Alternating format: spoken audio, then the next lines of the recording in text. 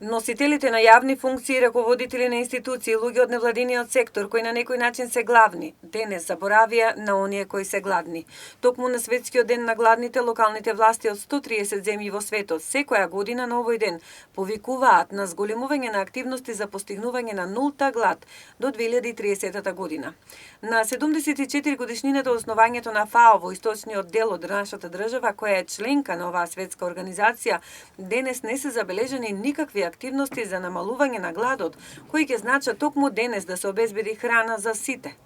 Дали главните заборавија на гладните? И зошто во градот на хуманоста и солидарноста Штип, во ниту една институција не е евидентирана никаква активност со цел согледување на реалноста и изнаоѓање на начини како да се организираат акции кои ќе резултираат со прибирање на храна, која се јавува како вишок во земјоделски или кондиторски производи.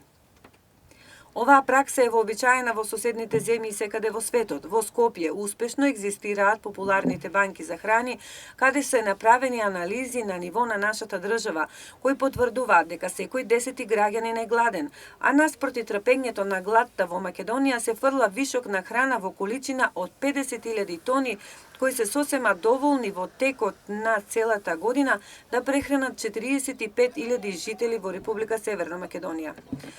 Како пример се наведува општината Кочани, во која, на пример, во текот на годината никој да не носи храна на трпезата, преку организирано собирање на храна секој од 45.000 жители ќе биде бесплатно нахранет, и тоа во текот на сите 365 дена.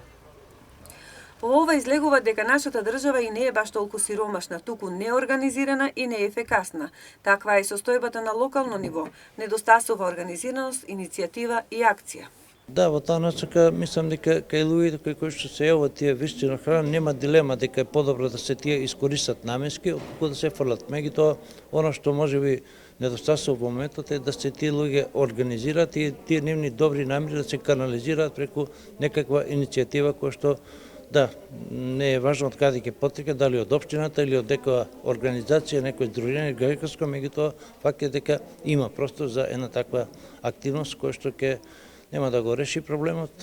со гладта, меѓутоа ќе го ублажи во секој случај. На светскиот ден на гладните и кога беа на позиција, сегашните опозиционери од ВМРО ДПМН забораваа на спроведувањето на овие значајни за населението активности. Сега во улога на критичари со право подсетуваат на моменталните аномалии во функционирањето на овој алтруистичен план, но и опозиционерите остануваат само на критики и дискусии без конкретни акции. Но сите оние гладни луѓе во овој момент кои што ги има во Македонија, кои што знаеме дека е голема бројка, соодветствуваат едноставно и со политиката која што оваа влада ја води во овој момент, наместо не тие ветуваат живот за сите, а гледаме дека народот е буквално донесен до питачки стап. Значи, податоците кои што вие ги имате, буквално можеме едноставно да заклучиме дека целата политика која што се води е лоша. Сите оние отпуштања на работници по текстилните фабрики, сите оние отпуштања од големите фабрики, кризата која што всушност знаеме и гледаме дека неумешно ја пребродуваме оваа ковид криза која што се уште трае, односно не знаеме да се снајдеме во овој момент со COVID-19, едноставно го гледаме на лице место, потрошувачката кошничка знаеме дека е зголемена, порано еве со едноставни зборови кажано, значи народот кога отидеше во супермаркет со 1000 денари можеше да купи повеќе продукти за разлика од сега. Затоа ние како ВМРО ДПМН апелираме народот